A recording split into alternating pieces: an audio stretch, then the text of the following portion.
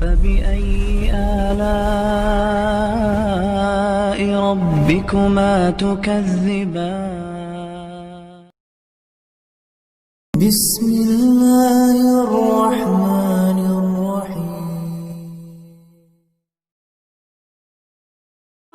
جب شیطان حملہ کرے گا اور آپ کو دنیاوی خیالات کی طرف راغب کرنے کی کوشش کرے گا، آپ نماز کی ٹرانسلیشن پر غور کریں گے تو آپ کو اللہ عز و جل کا قرب بھی ملے گا اور دنیاوی خیالات سے پاکی بھی ملے گی، کیونکہ آپ اس وقت سوچ رہے ہوں گے کہ میں اللہ کی بارگاہ میں کیا کہہ رہا ہوں. جب سجدہ کریں گے اور کہیں گے سبحان ربی الاعلی، پاک ہے میرا رب جو اعلیٰ ہے، تو خود محسوس کریں گے میں تو ادنا ہوں. جب کہیں گے سبحان ربی العظیم،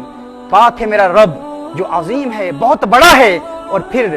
اپنا چھوٹا پن سمجھ میں آئے گا، میں کیا ہوں، میری حیثیت کیا ہے، میری حقیقت کیا ہے، کتنا کریم ہے میرا رب. جب نماز کی ٹرانسلیشن پر آپ غور کریں گے، شیطان وساوس ڈالنے کی کوشش کرے گا، نماز کی ٹرانسلیشن اور نماز کا ترجمہ آپ کو شیطانی وسوسوں سے بچا لے گا. یہ پہلا پوائنٹ. دوسرا پوائنٹ یہ ہے، اور یہ بھی کافی نہیں ہے، جب آپ نماز کی ٹرانسلیشن پر غور کر رہے ہوں گے تو شیطان پھر وسوسے ڈالنے کی کوشش کرے گا، لیکن اب اگر شیطان نے وسوسہ ڈالنے کی کوشش کی تو دوسرا خیال آپ اس کو اپنے ذہن میں لانے کی کوشش کریں گے. اور دوسرا خیال کیا ہے؟ آپ خود سے کہیں گے اور نماز سے قبل ہی خود کو تیار کر لیں گے کہ یہ میری زندگی کی آخری نماز ہے،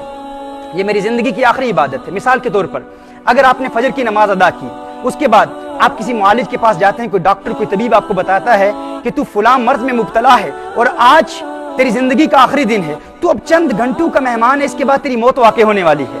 ناظرین کرام آپ غور کریں، اگر آپ کو کوئی معالج بتا دے کہ تیرے پاس فقط 3-4 گھنٹے ہیں، اس کے بعد تیری موت واقع ہو جائے گی، تو نے دنیا سے چلے جانا ہے، اس وقت جب آپ ظہر کی نماز ادا کریں گے تو آپ کو اس بات کا یقین ہوگا کہ آج رات میری قبر میں ہے، آج میں نے دنیا میں آج کے بعد میں نے زندگی نہیں گزارنی. اس دوران اگر آپ کے کوئی دوست آپ کے ساتھ موجود ہوں، انتہائی دلچسپ باتیں کر رہے ہوں، لیکن آپ نماز پڑھ رہے ہوں، کوئی آپ کی توجہ دنیا کی طرف راغب کرنے کی کوشش بھی کر رہا ہو، لیکن دنیا کی کوئی طاقت آپ کو دنیا کی طرف، دنیا کے خیالات کی طرف راغب کرنے میں کامیاب نہیں ہوگی، کیونکہ آپ کہیں گے کہ یہ تو دنیا والے ہیں، یہ دنیا میں رہیں گے، میرے لیے یہ آخری موقع ہے اپنے رب سے راز و نیاز کی باتیں کرنے کا، یہ آخری موقع ہے اپنے رب کو راضی کرنے کا، یہ آخری موقع ہے ماضی کے تمام گناہوں کو معاف کرانے کا، یہ آخری موقع ہے اپنے رب سے التجائیں کرنے کا، آرزویں کرنے کا کہ میرے مولا میں بہت گنہگار ہوں، بہت بدکار ہوں، سیاکار ہوں، اسیاں شیار ہوں، ساری زندگی تیری نافرمانی میں برباد کر دی، خلاق کائنات آج مجھ سے راضی ہو جا، مولا آج مجھ سے راضی ہو جا. جب آپ جانتے ہوں گے، آپ کو یقین ہوگا کہ یہ زندگی کا آخری موقع ہے، آج کے بعد نماز پڑھنے کا موقع نہیں ملے گا،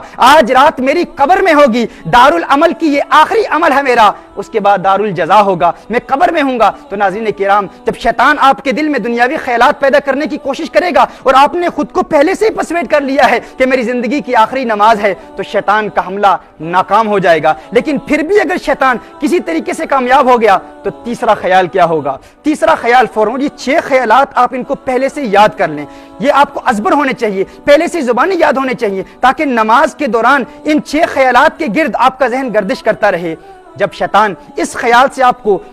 ہٹانے کی کوشش کرے اور اللہ عز و جل کی بارگاہ سے دور کرنے کی کوشش کرے تو فوراً تیسرا خیال آ جائے. وہ تیسرا خیال کیا ہے؟ آپ یہ سوچیں کہ میں اتنا خوش قسمت ہوں کہ اس نماز کی برکت سے آسمان سے اللہ عز و جل کے فرشتے آ رہے ہیں. حضور اکرم صلی اللہ علیہ وآلہ وسلم کا ارشاد ہے کہ نماز کی 3 خصلتیں ہیں، 3 خصال ہیں. حضور اکرم صلی اللہ علیہ وسلم نے ارشاد فرمایا تتناثر الرحمہ علیہ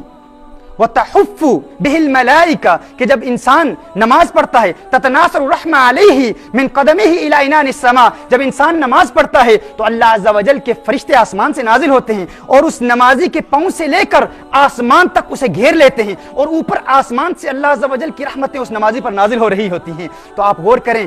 غور کیجئے، نماز کے دوران جب شیطان دنیا کی طرف توجہ راغب کرنے کی کوشش کرے اور آپ کے دل میں دنیاوی خیالات پیدا کرنے کی کوشش کرے تو آپ سوچیں میں کیا کر رہا ہوں؟ یہاں اللہ عز و جل کے فرشتے میرے پاؤں سے لے کر آسمان تک مجھے گھیرے ہوئے ہیں اور میں دنیا کے خیالات میں ملوث ہو رہا ہوں. اور پھر حضور اکرم صلی اللہ علیہ وسلم ارشاد فرماتے ہیں کہ اگر نماز پڑھنے والا یہ جان لے، اگر مناجات کرنے والا یہ جان لے کہ وہ کس سے راز و نیاز کی باتیں کر رہا ہے، اگر یہ بات اس کے دل میں رچ بس جائے، اس کے دل میں استقرار پکڑ لے، اس کے دل میں گھر کر لے، تو وہ نمازی کبھی نماز سے پلٹے نہیں، کبھی نماز سے دور نہ ہو، اسے نماز سے پیار ہو جائے. ناظرین کرام، اگر اس میں بھی شیطان کامیاب ہو جائے، آپ تھوڑی دیر کے لیے اس کے متعلق سوچیں، اور اگر آپ محسوس کریں کہ شیطان پھر حملے کر رہا ہے تو چوتھا خیال اپنے ذہن پر مسلط کر لیں. وہ چوتھا خیال کیا ہے؟ آپ سوچیں کہ میں پل صراط پہ کھڑا ہوں، میں पुल सिरात पे खड़ा हूं और मेरी दाईं जानिब जन्नत है, बाईं जानिब जहन्नुम है, मेरे सर पर मलकुल मौत हैं, मेरे सामने काबतुल्लाह है और अल्लाह की मारिफत के दरवाजे खुल रहे हैं। और अगर मेरा ख्याल दुनिया की तरफ जरा भी रागिब हुआ, जरा भी मेरा माइंड स्लिप हुआ, तो मैं जहन्नुम में गिर जाऊंगा। और अगर इससे भी शैतान दूर करने की, इस ख्याल के बावजूद भी शैतान आपके दिल में दुनियावी ख्यालात पैदा करने की कोशिश करे, तो पांचवा ख्याल, नमाज का एक तकाजा यह है कि आप यूं नमाज अदा करें गोया आप अल्लाह को देख रहे हैं। अब अल्लाह नजर तो नहीं आता, तो इसके लिए हमारे सूफिया ने यह इल्म दिया है, तालीम दी है, अल्लाह तो नजर नहीं आता, लेकिन ये तखय्युल तो आप बांध सकते हैं कि मेरे दिल पर अल्लाह का नाम लिखा है। और आप अपने दिल पर लिखे हुए अल्लाह के नाम को चश्मे तसव्वुर से देखने की कोशिश करें। और सूफिया फरमाते हैं अगर ये भी नहीं देख सकते तो ये तसव्वुर करें कि मेरे सामने अल्लाह का नाम लिखा हुआ है, और अल्लाह के नाम को देखने की कोशिश करें। तसव्वुर ही तसव्वुर में अल्लाह के नाम को देखने की कोशिश करें। और नाज़रीन किराम, अगर फिर शैतान हमला करे तो आखिरी ख्याल क्या है कि हुजूर अकरम सल्लल्लाहु अलैहि वसल्लम की नमाज को याद कर लें, आका की नमाज को याद कर लें, और ये सोचें मैं कितना गुनहगार हूं, मैं कितना बदकार और सियाकार हूं, अल्लाह का कितना बड़ा करम है मुझ पर कि अल्लाह ने मुझे वही नमाज अदा की जो कौनैन के वाली को अता की है।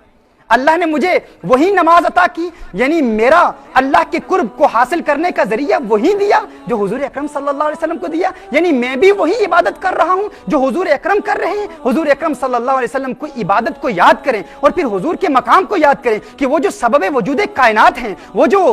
लौला का लमा खलक़्तु दुनिया के मिसदाक हैं, वो जो जिनके मुतल्लिक फरमाया लौला का लमा खलक़्तुल अफ़लाक, महबूब अगर आप ना होते तो मैं इन अफ़लाक को बनाता ही ना। गर अर्ज़ो समा की महफिल में लौलाक लमा का शोर न हो, गर अर्ज़ो समा की महफिल में लौलाक लमा का शोर न हो, ये रंग न हो गुलजारों में, ये नूर न हो सैयारों में, उन्हीं की बू मायाए समन है, उन्हीं का जलवा चमन चमन है, उन्हीं से गुलशन महक रहे हैं, उन्हीं की रंगत गुलाब में है। ये सारी कायनात अल्लाह ने बनाई ही महबूब करीम सल्लल्लाहु अलैहि वसल्लम के लिए है। इसी के मुताल्लिक आला हज़रत फरमाते हैं ये सबा सनक वो कली चटक, ये जुबां चहक लबे जो झलक, ये महक झलक ये चमक धमक सब उसी के दम की बहार है। ये समन ये सोसन या समन, ये बनफ्च सुम्बुल नस्तरन, गुलो सर्वे लाला बरा चमन, वही एक जलवा हजार है। ये सारी कायनात रिसालत महब सल्लल्लाहु अलैहि वसल्लम के लिए बनाई गई, और अल्लाह अज़्ज़ व जल ने हमें भी वही इबादत अता फरमाई है जो हुजूर अकरम सल्लल्लाहु अलैहि वसल्लम को अता फरमाई है। नाज़रीन किराम, जब इन 6 ख्यालात में हमारा जहन हर वक्त गर्दिश करता रहेगा तो हमें नमाज से इतना प्यार हो जाएगा, इतनी मोहब्बत हो जाएगी कि दुनिया की कोई ताकत और शैतानी ताकत हमारे ख्यालात को दुनिया की तरफ रागिब करने में कामयाब नहीं होगी। अगर हमारा ख्याल काबतुल्लाह की तरफ रहा तो काबतुल्लाह ही की तरफ रहेगा। अगर हमारा ख्याल इबादत की तरफ रहा तो इबादत से हमारे ख्याल को कोई दुनिया की ताकत दूर नहीं कर सकती।